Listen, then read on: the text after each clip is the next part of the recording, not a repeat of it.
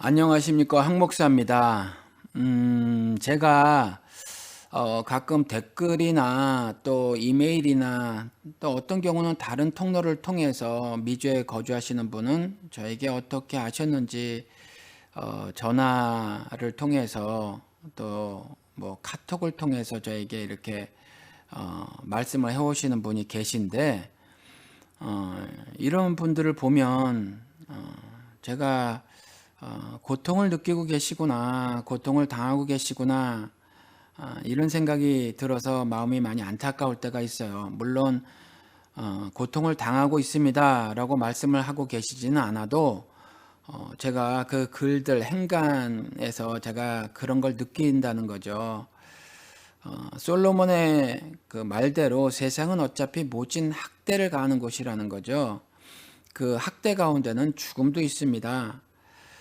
그런 불법적인 죽음의 폭력 그리고 여러 가지 모진 학대 가운데서 여러분들이 신음하고 계시구나 라는 생각이 든다라는 거죠. 그래서 안타까운 마음이 들어서 안녕하십니까 라고 인사를 드리는 거예요. 안녕하기를 바라는 거죠. 세상은 어차피 가시와 엉겅퀴가 나는 데라는 거죠. 그런 곳에서 살기가 만만치 않죠. 그런데 그런 데서 살다 보니까 뭐 힘이 세고 또 머리가 좋은 사람들은 가시와 엉겅퀴도 스스로 막 뽑아내서 살고요. 물론 다시 나죠. 계속해서 납니다. 그런데 적당히 뿌리 뽑고 뭐 해가지고 살아보겠다. 그리고 용사가 돼서 힘을 길러서 살아보겠다. 이렇게 하죠. 그래서 창세기에도 보면 용사가 돼서 사는 기록이 나온단 말이죠. 그 용사들이 말이죠. 이제 그 가운데서 더더욱 세상을 악하게 만드는데 하나님의 통치를 벗어나서 이제 스스로 왕국을 건설해서 살겠습니다. 이렇게 하죠. 하나님께 그렇게 말을 한단 말이죠. 그래서 스스로 이제 더더욱 세상을 악한 것으로 만든 것이 인간들이 만든 왕국이라는 거죠. 그냥 단순히 가시와 엉겅퀴가 나는 곳이었었는데 거기에 인간들이 그 법제도 장치들을 고안해서 그래서 세상을 더욱 악한 것으로 만들었다라는 거죠. 그러한 데서 살다 보니까 용사가 된 몇몇들이 법제도 장치를 동원을 해서 다수의 인민들을 학대를 가하는 거죠. 이것이 물론 인류 역사 내내 그렇게 진행이 되어져 왔습니다. 시족, 부족 사회를 거치고 말이죠. 왕국을 건설해서 살고 또 그 왕국을 없애고 민이 주다 하면서 민주주의를 만들었어도 여전히 대의 정치라 할 수 없이 그런 것들을 만들어서 말이죠. 하나님의 직접 통치를 받지 아니하고 대의 정치를 하지 않습니까? 그래서 소수에게 어차피 권력을 다수의 민이 부여를 한단 말이죠. 그런데 절대선이신 하나님의 그 마음을 갖고 살지 않는 자들이 대의 정치를 하니까 물론 입으로야 미국 같은 경우 성경을 들고 선서를 하지만 대통령이 하나님의 심정을 가지고 그 정치를 하고 있지 않단 말이죠. 하나님의 법대로 하나님의 절대선을 이식받아서 그 절대선을 이루어 나가는 것으로 절대로 정치를 하지 않죠. 그러니까 어차피 소수가 가진 그 권력을 행사해서 말이죠. 다수에게 압제를 가하는 것이 민주주의도 마찬가지더라. 그리고 그 민주주의도 성경을 통해서 보면 경고를 하고 계시거든요. 인간이 악하니까. 그래서 다수를 따라 송사하지 말지며라고 기록하고 있다는 거죠. 또 다수가 소수를 압제하는 일이 있거든요. 그러니까 그 다수라고 해서 절대로 옳은 것도 아니고요. 또 다수가 지지해서 우리가 할 수 없이 권력을 부여했는데 그 권력이 다수를 배신하는 일도 이제 너무 비일비재하게 일어나더라. 이것이 한국이나 미국이나 동일하거든요. 한국에서 지금 뭐 일일이 말씀을 드리지 않아도 그런 일들이 벌어지고 있고 미국도 아시지만 그 월가를 점령하자 자본과 자본주의 또 자본가들을 상징하고 있는 그 월가를 점령하자고 했던 이유가 바로 거기에 있는 거거든요. 그리고 그들이 외쳤던 것이 We are the 99%이잖아요. 우리가 99%다라는 거거든요. 왜냐하면 이들이 왜 그렇게 말을 했냐면 물론 제가 보기엔 1%도 안 되는 소수지만 1%라고 상정을 하고 말이죠. 그 1%가 99%를 못 살게 굴더라. 그런데 그냥 단순히 못 살게 구는 것이 아니라 집 내쫓기고요. 결국 죽음에 이르게 하는 폭력을 가하더라. 그래서 99%가 들고 일어났던 것이 미국에서 벌어진 일이다라는 거거든요. 그러니까 어차피 이와 같이 세상은요 죽음의 폭력을 가하는 것이고 또 솔로몬의 말대로 모진 학대를 가하는 곳이어서 이와 같이 아무리 민주주의라는 제도를 만들었다고 하더라도 사람들이 그 제도에 한계가 있고요. 그 제도를 이용한 그 소수의 힘을 가진 소수의 폭력이 하루도 빠지지 않고 자행되는 그러한 곳을 세상이라고 한다라는 거죠. 그런데 그 세상은요 적그리스도가 인간들을 꼬여서 그렇게 만든 데거든요. 그러니까 그 적그리스도가 세상에 힘을 가진 자들을 만들죠. 그것이 아비마귀라는 적그리스도의 욕심을 따른 새끼마귀라고 성경은 기록을 하고 있다라는 거죠.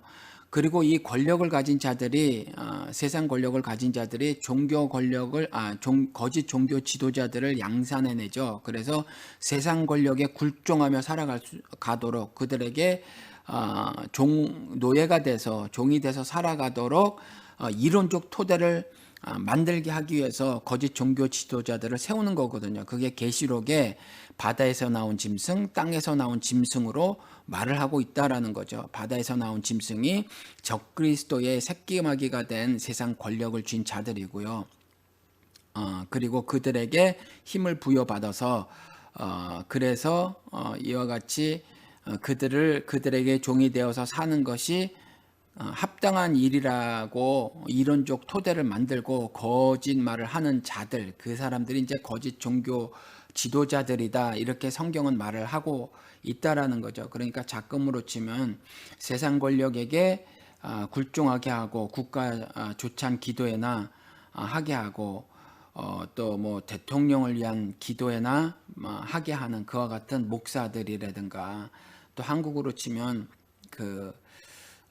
정말 어떤 권력의 하수인이 된 불교의 지도자들이라든가 또 뭐 다른 종교의 지도자들 또 그 밖에 종교 지도자들은 아니더라도 여러 가지 언론 매체라든가 그 권력을 중심으로 해서 다수를 향한 폭력을 행사하는 데에 힘이 하나가 되는 그런 모든 어떤 사람이나 또 단체 이런 것들을 성경에서는 거짓 종교 지도자다 이렇게 말을 하고 있는 건데 이와 같이 어떤 힘과 또 논리를 함께해서 다수 인민에게 가하는 폭력이 말도 못하고요. 그러한 곳을 세상이라고 하는데 그러한 곳에서 그러니까 교회도 세상이 된다는 거죠. 그러한 곳에서 말씀으로 승리를 거머쥐지 못하고 그 말씀은 육신이 되신 그리스도를 말한 건데 그 그리스도와 연합되었다고 입으로 고백을 하면서도 평안을 누리지 못하고 계셔서 저에게 답글 주시고 질문하시고 또 이메일을 통해서 저간의 사정을 길게 써주시고 하는 분들을 보면 제가 마음이 너무 많이 안타깝더라라는 거죠. 제가 이러한 글들을 볼 때마다 어떨 때는 무력감에 빠져요. 제가 어떻게 할 수 없음에 하나님을 향한 그 어떤 눈물의 기도를 드리기도 하고 그러는데 여러분들 그럼에도 불구하고 여러분들 저는 아무것도 할 수가 없어요. 제가 하나님 말씀을 그냥 조금 전해드리면 여러분들 그 말씀을 꼭 붙들고 사셔야 합니다. 성경은요 하나님 말씀을 기록을 하고 있는데 그게 활자죠. 인쇄된 글자일 뿐이라는 거죠. 그런데 그 인쇄된 글자에 불과한 활자들이 살아 운동력 있는 말씀이 되어져야 한다라는 겁니다. 그래야 여러분들의 마음의 깊은 곳까지라도 감찰하는 말씀이 되는 거고요. 속속들이 다 아신다는 거죠. 그리고 나서 그 마음을 다 읽으신 말씀이 육신 되신 그 그리스도께서 그 말씀으로 여러분들의 영과 혼과 및 골수까지라도 쪼개고 남는다는 문학적인 표현을 통해서 여러분들의 삶을 온전히 바꾼다라는 거거든요. 즉 어떠한 상황 가운데서도 상황이 함몰되지 아니하고 하나님이 말씀을 통해서 주는 하늘의 비밀, 일체 비밀을 깨달아서 그래서 어떠한 상황 가운데서도 승리하는 삶을 사실 수 있다라는 거죠. 승리를 하셔야만 여러분들이 안녕하실 수가 있어요. 즉 샬롬이라고 하는 평안을 쟁취하실 수가 있다라는 거죠.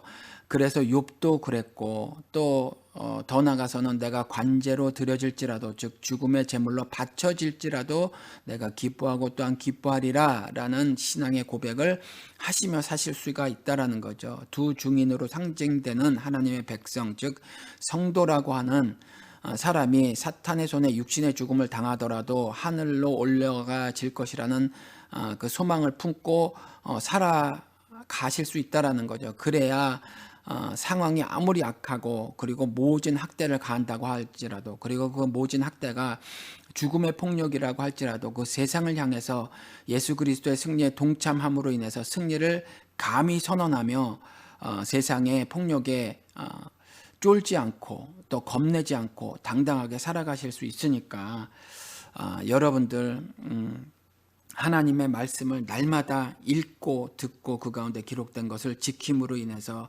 승리에 동참하시고 그래서 평안을 누리시기 바랍니다.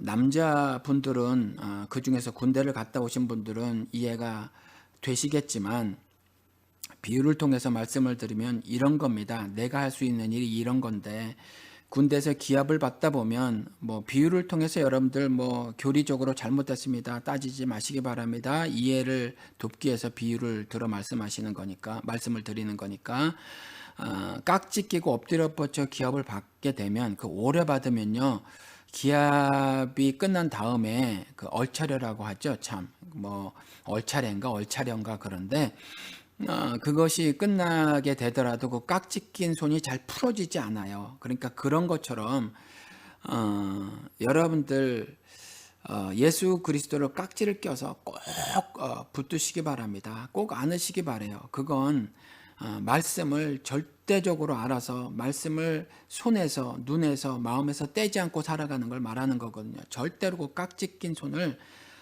푸시지 마시기 바랍니다. 여러분 스스로는요 그게 스스로 풀려지니 주님이시여 내가 깍지 낀 손 절대로 이 깍지 낀 손이 풀려지지 않도록 주님이시여 내게 힘 주시고 능 주시옵소서 하는 기도를 하시면 하나님께서 그 깍지가 풀려지지 않도록 해 주시니까 즉 절대로 그 평안을 해치지 않고 여러분들이 누리고 있는 그 평안이 안식인데 안식을 손상당하지 않도록 여러분들이 그 안식을 누리실 수 있도록 그 깍지를 꼭 풀리지 않도록 해주시니까 여러분들이 그렇게 기도를 하고 승리를 거머쥐시고 그래서 평안을 누리시는 여러분들 되시기 바랍니다. 댓글 가운데서 그러한 것들이 행간에 읽혀져서 여러분들에게 이와 같은 말씀을 드립니다.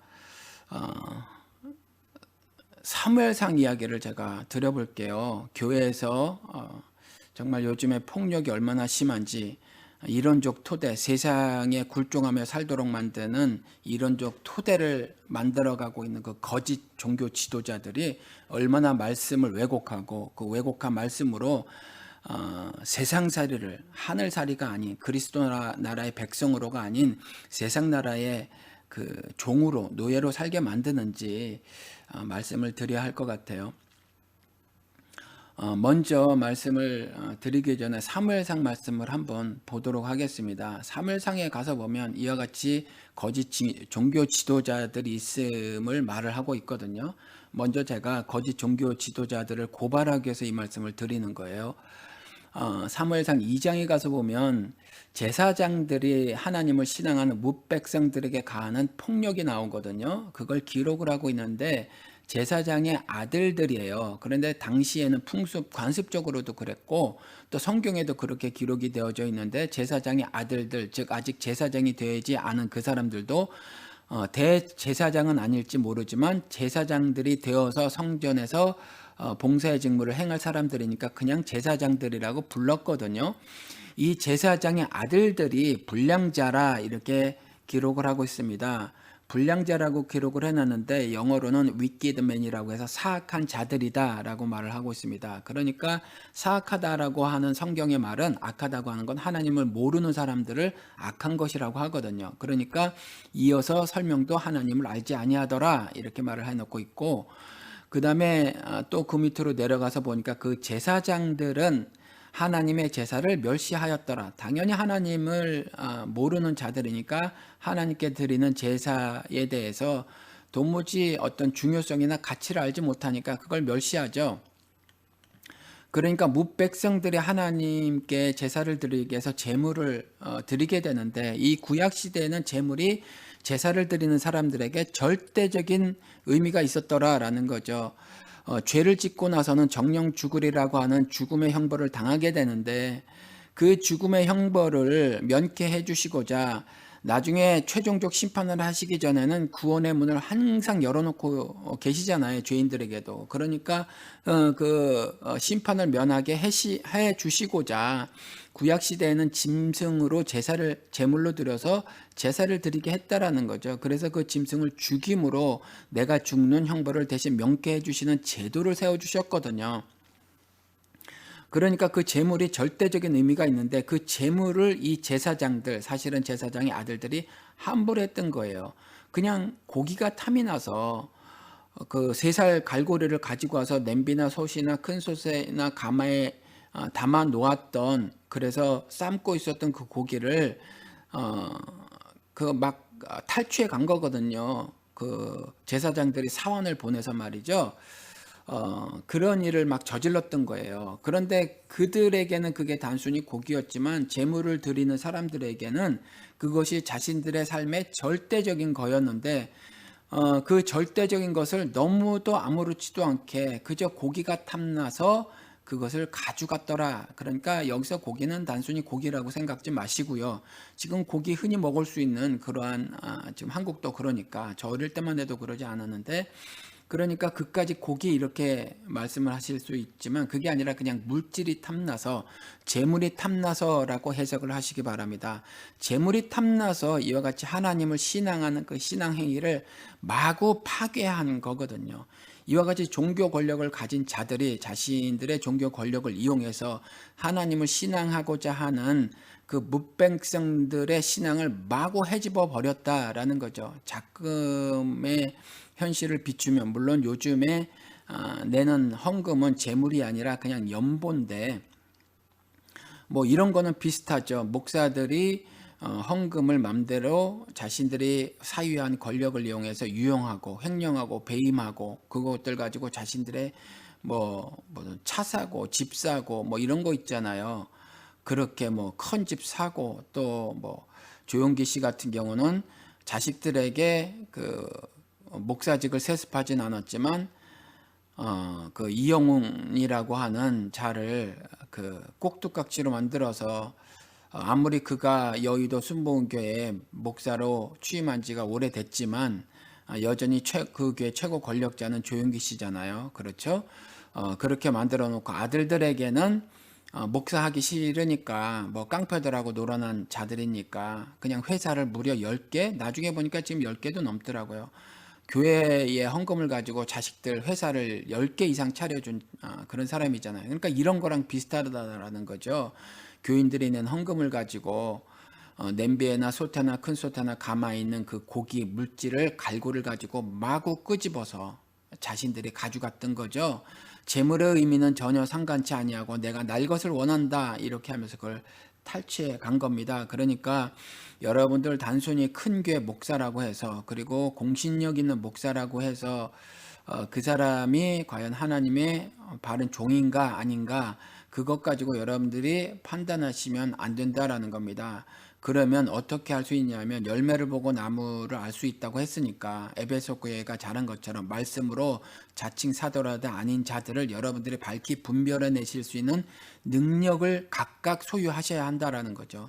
그러려면 여러분들이 성경을 읽지 않고는 그게 가능하지가 않아요. 저에게 아무리 질문을 많이 한다고 해도 질문이 몇 개가 되겠으며, 또 그와 같이 그냥 스스로 고민해 보지 않고 하는 질문, 그리고 제가 그 질문에 대해서 답을 드린다고 하더라도 그것이 내 것이 되지 않을 가능성이 사실은 굉장히 많다라는 거죠. 그러니까 여러분들 스스로 성경을 읽어서 이와 같이 거짓된 자들을 밝히 분별해 내어야, 그래 여러분들이 올바른 신앙생활을 하실 수가 있다라는 겁니다. 특별히 작금에는 더더욱 그런데 정말 지식이 폭발적으로 증가를 해서 여러분들이 정신 못 차릴 정도로 성경의 본문 말씀을 가지고 세상의 지식을 가지고 세대의 가르침을 가르쳐 되는데, 여러분들이 그것이 세대의 가르침인지 하늘의 비밀을 풀어 가르치는 것인지 구별을 하지 못한다라는 거죠. 그래서 가끔 제가 보면 저도 이전에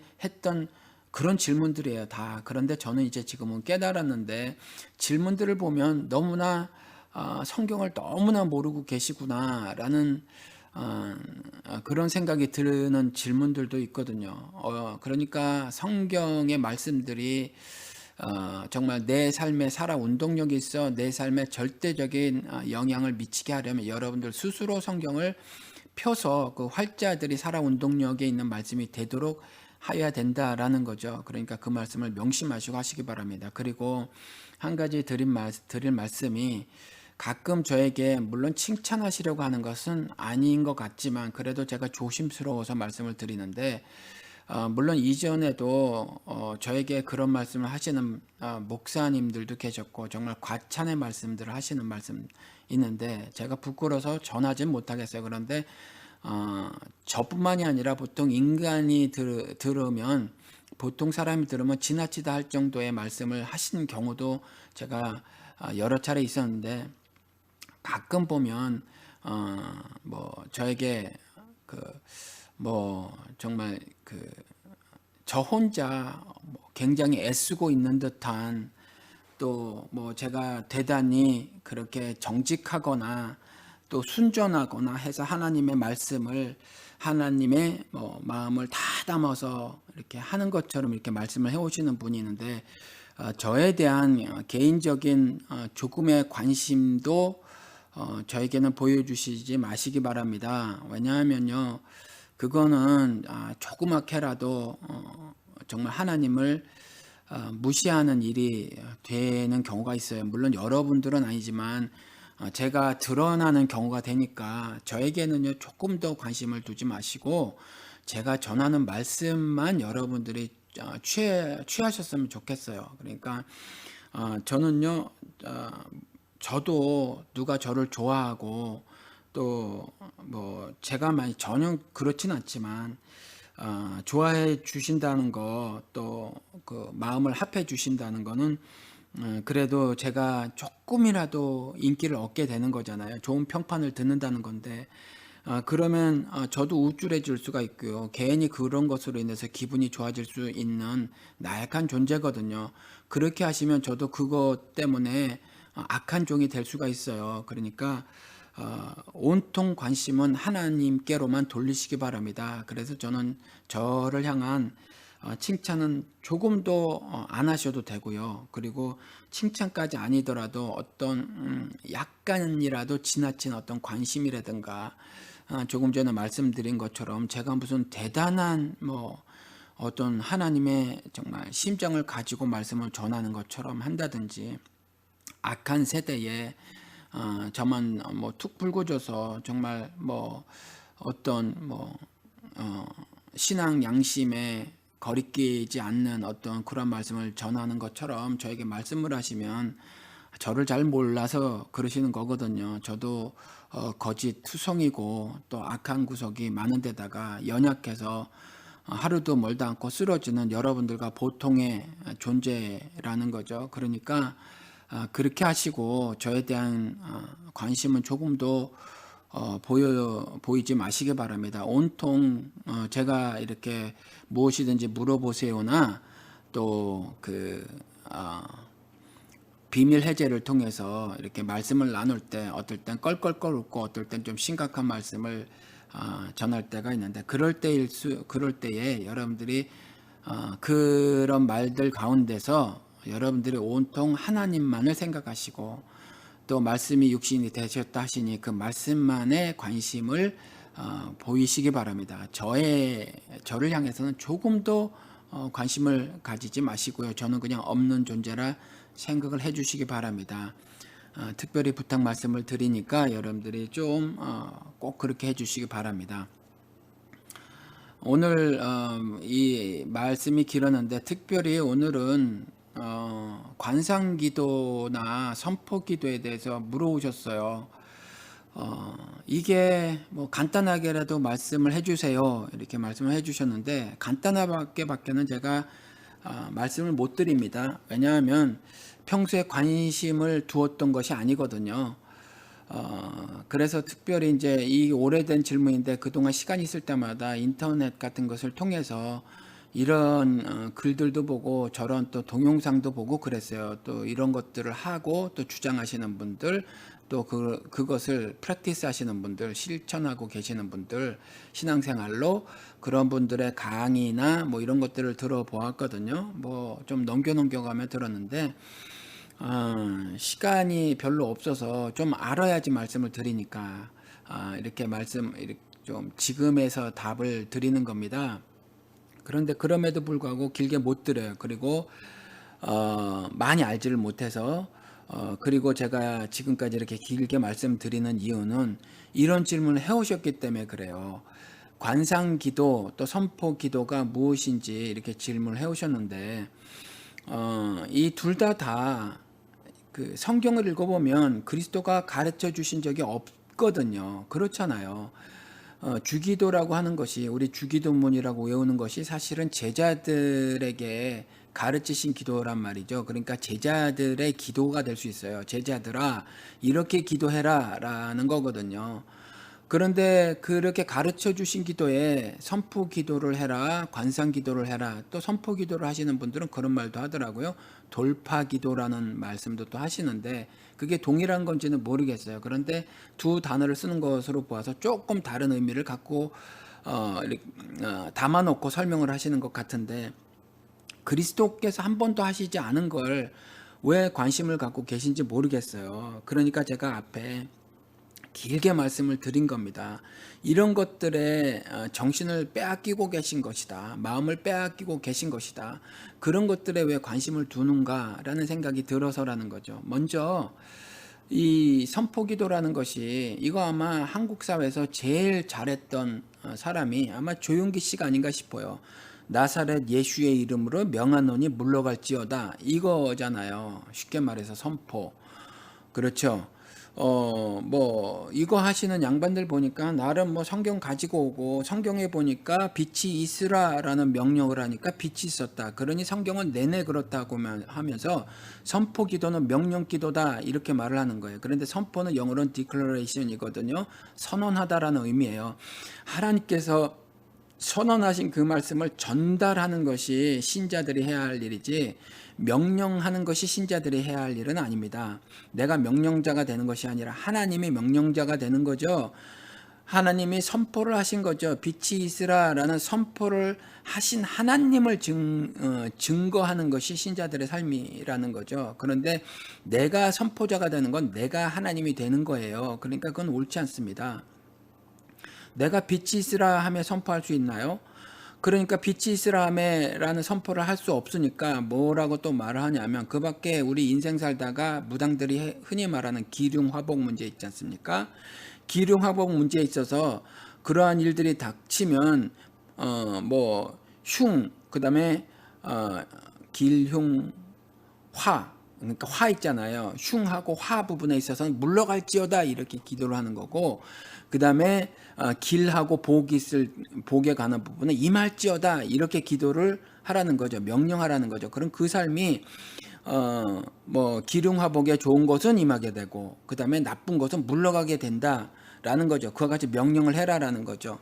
그랬으면 얼마나 좋겠어요. 제가 방송을 통해서도 그러고 제가 또 설교를 통해서도 말을 했는데 그런 것은 결코 신앙생활이 아닙니다. 여러분들. 예수의 12제자 얘기를 제가 수도 없이 말씀을 드렸잖아요. 그들이 기륭화복에서요. 나쁜 것들만 당했단 말이에요. 여러분들 아시죠? 그렇죠? 다 죽었어요. 목배임을 당했다라는 거죠. 한 사람만 빼고. 그도 결국 죽었지만 그리고 바울도 그랬잖아요. 자신이 누리고 있는 모든 좋은 것들은 다 배설물로 여겨서 버렸다니까요. 그런 것들 따위를 추구하고 명령 기도라는 거, 선포 기도라는 거를 해서 내게 임하게 하는 건 그건 신앙생활이 아니에요. 그건 기복 신앙이죠, 여러분들. 그러니까 선포 기도 이런 거 하지 마시고, 또 뭐가 잘못된 거냐 하면, 기도라는 건 하나님께 그리스도의 이름으로 성령님의 도우심을 받아서, 즉 성령님의 도우심을 받는다는 것은 말씀 안에서라는 말이거든요. 그렇죠. 하늘 비밀 안에서 하늘 비밀을 성취시키시기 위해서 깨닫게 해주신다는 거죠. 우리 육신의 세속적인 욕심들을 나열하지 않게 해주시기 위해서 성령님께서 강권적인 도움을 주신다라는 거거든요. 그래서 하나님께 그리스도의 이름으로 성령님의 도우심을 받아서 하는 기도인데, 선포는 누구에게 하죠? 악한 세력에게 하잖아요. 물러갈지어다. 이게 무슨 기도예요? 그러죠? 그리고 하나님께 간구해야 되는데 하나님께 명령해요. 임할지어다. 말이 안 되잖아요. 누가 감히 하나님께 간구해야 하는 건데 뭘 임해요? 하나님이라는 너 신아, 내게 그 복이 임하게 할지어다. 이게 말이 됩니까? 이런 건 기도가 아니잖아요. 그리고 또 관상기도라는 것도 마찬가지인데, 이와 같이 선포기도나 관상기도는 어떤 방법적인 것을 고려한 거거든요. 그러니까 방법은 문제가 아니에요. 그래서 기도하는 법 이런 거 여러분들이 조금 더 마음에 두지 마시기 바랍니다.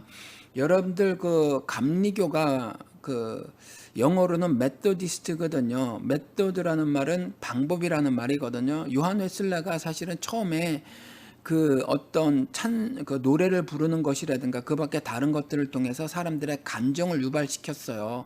감정을 유발시켜서 어떤 큰 영향력을 행사하고 또 집회 가운데에 사람들에게 어떤 뜨거움을 유발시켰거든요. 그런데 그런 행동들을 사실은 신앙 있는 사람들에게, 친구들에게 말이죠, 젊었을 때 이야기인데, 너는 방법론자야 라는 비아냥 소리를 들었거든요. 그래서 메토디스트라고 한 거예요. 그래서 그 방법을 가지고, 그러니까 말씀이라는 본질이 사람을 변화시킨 것이 아니라 어떤 찬송을 통해서, 그 밖에 다른 것들을 통해서, 주여 삼창을 통해서, 통성기도라는 뜨거움을 통해서, 관상기도를 통해서, 명령기도를 통해서, 선포기도를 통해서 무엇을 하려고 하는, 이런 방법들을 통해서 무엇을 하려고 하는, 살아계신 육신이 되신 그리스도, 말씀이 되신 그 그리스도께서 은혜로 임하신 그리스도의 은혜를 통해서 내 삶이 변화가 되지는 것이 아니라, 그와 같은 방법들을 통해서 어떤 것들을 얻고 추구하려고 하는 것은 그냥 너는 방법론자의 행위를 한 것이며 삶을 사는 것이다. 그래서 사실은 요한 웨슬레가 처음에 비판을 받았는데, 그것을 정말 합법적인 신앙, 또 합법적인 신학으로 정리를 해버린 거죠. 그래서 그것을 너무나도 자랑스럽게 그 요한 웨슬레를 훌륭한 신앙인으로 여겼던 사람들이 아직까지 그 말을 못 버리고 메토디스트다, 방법론자다라고 이렇게 하는 거죠. 지금까지 그렇게 하고 있는데, 사실은 그래서 이와 같이 은사주의 교회라고 하는 거가 이제 감리교를 말하는데, 요즘엔 뭐 은사주의 교회가 이제 교단을 막론하고 다 깨져버렸어요. 그런데 아무튼 은사주의 교회는 이전에 이제 감리교단의 교회들을 말했고, 또 하나 감리교회 신학을 모판으로 만든 그 어셈블리 오브 갓이라고 하는 거 있잖아요. 하나님의 성회, 주로 순복음교회라고 하는 거, 이들이 이제 감리교회 신학을 모판으로 해서 자신들의 신학을 정리를 했거든요. 그리고 성결교회 일부들, 이들이 이제 이와 같이 어떤 그 방법에 대한 부분을 굉장히 많이 모색을 하고, 또 그것들을 통해서 본질이 아닌 그런 것들을 통해서 어떤 그 신앙생활의 모습을 결정하고, 또 이론적인 토대들을 확립을 하고 그랬다라는 거죠. 그래서 이론적인 측면에서 여러분들은 사실 좀 거부해야 할 필요가 있어요. 그 중에 하나가 이와 같이 조금 전에 말씀드린 것 같이 이제 더 이상 이런 교단의 신학들이 그 선들이 무너져 버렸는데, 그러다 보니까 교단을 막론하고 관상기도나 뭐 선포기도 이런 것들을 하고 계시는 분들이 계신데, 성경을 보시고 예수가 가르쳐 주신 기도만 그냥 하세요. 그러면 됩니다. 내가 감히 무슨 선포를 하고 명령을 하고 무슨 돌파를 합니까? 돌파하실 이유가 없이 그리스도의 승리에 동참하시면 돼요. 그리스도의 승리에 동참하는 건 여러분들이 죽음으로 하는 거고요. 죽어야 그 다음에 여러분들이 부활을 하는 거거든요. 최종적인 부활을 이루기 전에는 이루 향해 거듭남, 즉 생명을, 위에 있는 생명을 새로 받게 됨, 그것이 거듭남이거든요. 그래서 그 거듭남을 통해서, 즉 거듭남이 담고 있는 부활을 통해서 그리스도의 승리에 동참하는 거지, 내가 무슨 선포기도 명령기도 따위를 해서 승리를 거머쥘 수 있는 게 아니라는 거죠. 그렇게 수도 없이 많은 선포기도 명령기도를 했던 그 여의도 순복음교회 교인들이 다 승리를 거머쥐고 선포를 거머쥐고 삽니까? 아니지 않습니까? 그러니까 그런 것 함몰되지 마시고요. 또 관상기도라는 거 보니까 조금 전에 말씀드린 것처럼 큰 교회 목사라든가 신학적으로 뭐 탄탄하다고, 아니 공부를 많이 했다고 하는 사람들이라고 할지라도 여러분들이 조금만 생각해 보면 아실 수 있는 부분들이 있거든요. 그 관상기도 하는 사람 중에 얼마 전에 이동호 씨가 더 이상 그 기도를 그 세미나를 하지 않겠다고 그랬잖아요. 그 비판을 당해서 그렇거든요. 이동호 씨가 20여 년 전서부터 신비적인 면을 보이기 시작을 했는데, 사실은 그가 복음주의의 그 어떤 최일선의, 그리고 최고의 유명한 사람으로 알려져 있지만, 그는 사실 굉장히 신비적인 면을 굉장히 추구했던 사람이라는 거죠. 그리고 그의 신학이 아무리 그 학문적인 토대를 많이 이루고 있고 성취를 하고 있다고 하더라도 여전히 문창극의 역사관을 지지를 하는 것으로 봐서 그의 신학과 신학은 엉망진창이라는 것이 증명이 됐거든요. 그가 이제 그 여지까지 계속 해왔던 그 관상기도, 그 세미나를 하지 않겠다고 이제 말을 했다라는 거죠. 그 관상기도 한 사람들의 동영상을 보니까 나를 완전히 비워내면 하나님께서 내게 임하신다라는 거거든요. 여러분 가끔 깊은 기도를 한다고 하는 거 있잖아요. 여러분 깊은 기도할 생각하지 마시고 일상을 살면서 일상을 그냥 하나님께 털어놓으세요. 무슨 깊은 기도를 합니까? 깊은 기도하지 마시고 그냥 하나님께서, 그리스도께서 가르쳐 주신 기도를 보세요. 여러분들 그냥 일상적인 기도를 하는 거고 하늘의 비밀을 깨달아서 하는 기도거든요. 그러니까 그것을 아시고요. 그리고 들레즈라는 그 미술가가, 화가가 사실은 철학적으로도 굉장히 유명한데, 이 사람이 이렇게 말을 한 적이 있다는 거죠. 사유에 대해서 말할 때 설명을 드려서 말하면, 제가 그분의 철학을 잘 모르니까 그냥 이렇게만 말씀을 드리면, 예를 들어서 저는 잔디를 잘 가꾸지 못해. 그래서 잡초가 많이 나는데 그냥 깎기만 하고 그러거든요. 그래서 그 잡초 죽이는 약이나 좀 뿌리고 그걸 잘 뽑지도 않고, 그러면 튼튼한 잡초는 계속 나요. 뭐 그런데 잡초를 제거하고 싶은 마음은 제가 왜 그러냐면 잡초가 보기가 좋지 않다라는 거거든요. 그러니까 들레주의 말은 뭐냐면 잡초가 보기가 좋지 않다라는 어떤 선입관을 가지고 그 사물이나 현상을 바라보는 것은 진정한 사유라고 할 수 없다. 그러니까 어떤 정보를 미리 내가 가지고 있는 채로 사물과 현상을 바라보고 사유, 즉 생각이라고 하는 것은 진정한 사유라고 할 수 없다라고 하면서 사유가 순수해야 함을 말을 하고 있거든요. 그러니까 이 들레즈라고 하는 사람은 어떤 사유에 대해서 어떤 인간적인 한계가 많이 있음을 사실은 말을 하고 있거든요. 이 사유라고 하는 거 불교에서는 참선이고요. 기독교에서는 묵상이라는 단어를 쓴단 말이죠. 그렇죠?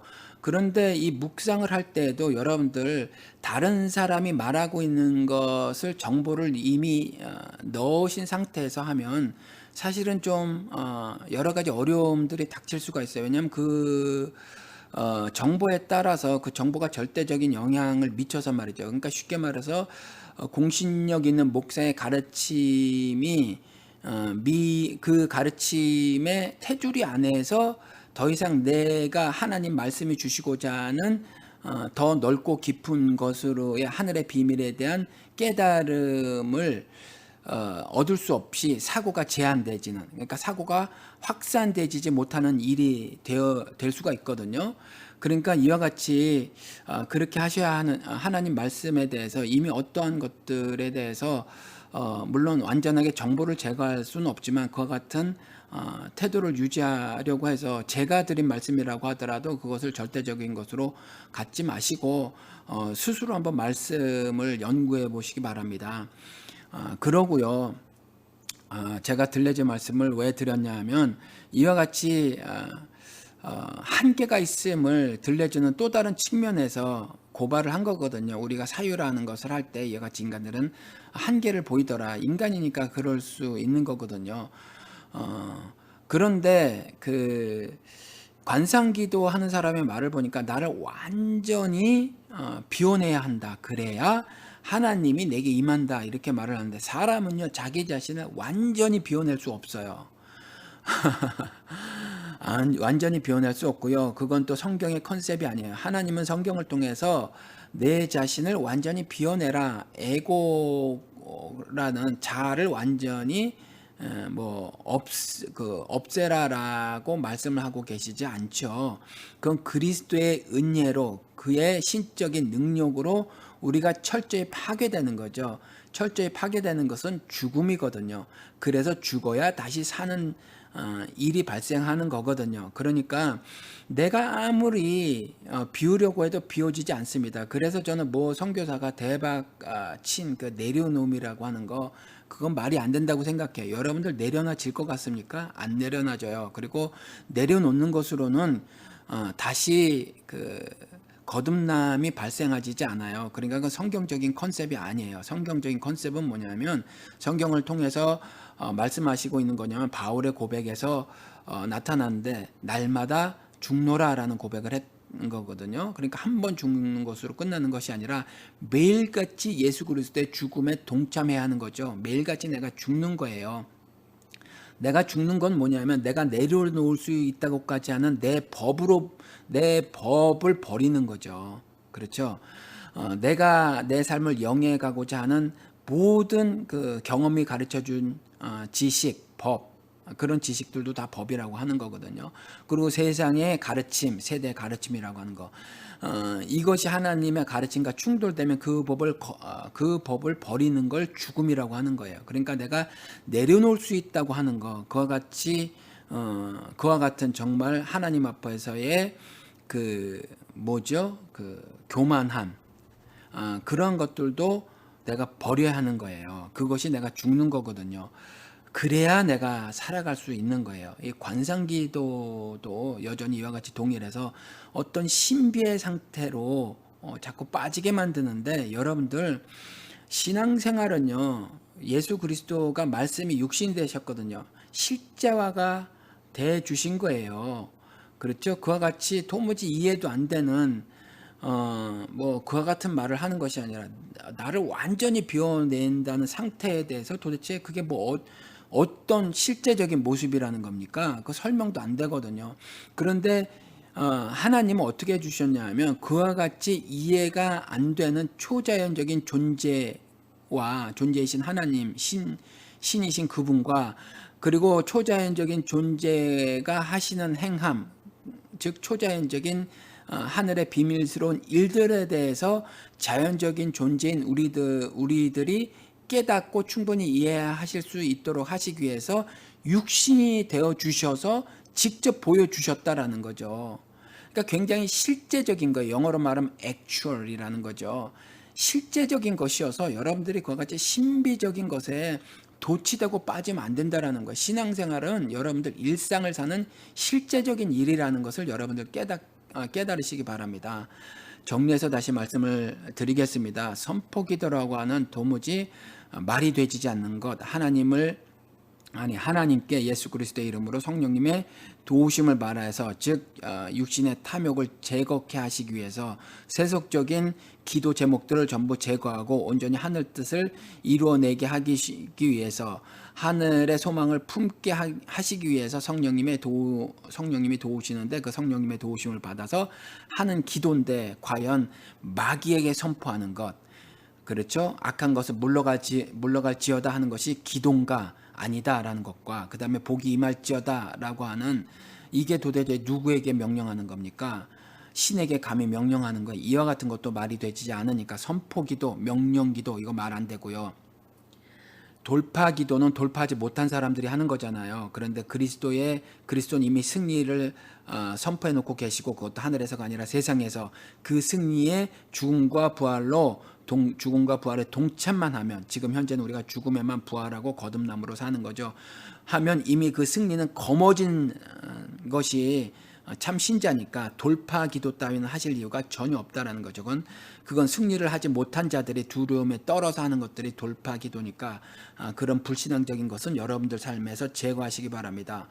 그리고 관상 기도라고 하는 거 이런 신비적인 것에 그리고 도무지 말도 안 되는 나를 완전히 비워낸다고 하는 것, 나를 완전히 없앤다고 하는 것은 가능한 일이 아니다 인간으로서는.